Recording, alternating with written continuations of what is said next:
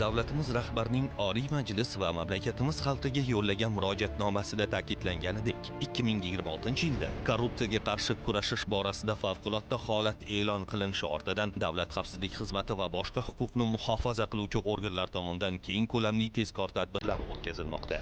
Jumladan, Toshkent viloyati hokimligi yagona buyurtmachi xizmati davlat muassasasi direktori o'rinbosari o'z xizmat mavqeyidan foydalangan holda shaffof qurilish milliy axborot tizimi orqali shartnoma qiymati 2 milliard 73 million so'm bo'lgan obyektni kapital ta'mirlash bo'yicha g'olib bo'lgan pudratchi tashkilot hisob raqamiga bo'nak sifatida 1,1 milliard so'm mablag' o'tkazib berilganligi evaziga muqaddam mas'uliyati cheklangan jamiyat rahbaridan ta'magirlik yo'li bilan 2000 AQSh dollarini oladi. Shuningdek, u jinoyat harakatini takroran davom ettirib, pudratchi tashkilot tomonidan qurilish ishlari belgilangan muddatlarda bajarilmaganligi sababli undan 643 million 530 ming so'm penya undirish bo'yicha Toshkent tumanlararo iqtisodiy sudiga kiritilgan da'vo arizasidan voz kechish orqali mas'uliyati cheklangan jamiyat foydasiga ajrim chiqartirib bergani evaziga 5000 AQSh dollarini pora tariqasida olgan vaqtida Davlat xavfsizlik xizmati Toshkent viloyati bo'yicha boshqarmasi xodimlari tomonidan qo'lga olindi. Hozirda ushbu mansabdor shaxsga nisbatan Jinoyat kodeksining 210-moddasi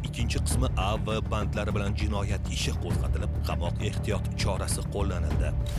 Boshqa holatda esa Toshkent viloyati ekologiya va atrof muhitni muhofaza qilish boshqarmasining tumanlardan biridagi bo'limi boshlig'i Mana kamera ushlab turlaring. Otib oldi pulni. Olislar, qani ikkita oyog'ing bosmay, jim turmaysiz. Mana bitta olamiz. 1990-yilda tug'ilgan fuqaro tomonidan o'zi istiqomat qiluvchi uyning ko'cha qismida qurilish ishlarini amalga oshirish maqsadida ko'p yillik daraxtlarni kesib tashlashi uchun ruxsat berish evaziga 3000 AQSh dollarini pora tariqasida olgan vaqtida ashyoviy dalillar bilan ushlandi. Hozirda mazkur rahbar xodimga nisbatan Jinoyat kodeksining 210-moddasi 1-qismi bilan jinoyat ishi qo'zg'atilib, qamoq ehtiyot chorasi qo'llanildi. Namangan viloyatida kuzatilgan holatda esa Pop tumanidagi mahalla fuqarolar yig'inlaridan biridagi hokim yordamchisi davlat zaxirasidagi 90 sotix yer maydonini tadbirkorlik bilan shug'ullanmoqchi bo'lgan shaxsga kelgusida to'yxona qurishi uchun olib berish va tegishli hujjatlarni tayyorlatib berish evaziga muqaddam 4,5 ming AQSh dollari oladi. Общий xarajat 4,5 ming bo'ldi. Ana shu yer dehqon xo'jaligida turibdi. Ana shu yo'l yuzidan 90 sotik belgilangan shu yerga hujjat bo'yicha. Ammo muqaddam sudlangan hokim yordamchisi va'da qilingan ishini bitira olmagach 4,5 ming AQSh dollari hisobidan 1 million 200 ming so'mni qaytarib bergan vaqtida Davlat xavfsizlik xizmati va iqtisodiy jinoyatlarga qarshi kurashish departamenti xodimlari tomonidan ushlandi. 4,5 dollar olgan. Shu xo'jalik 90 sotik yerdi.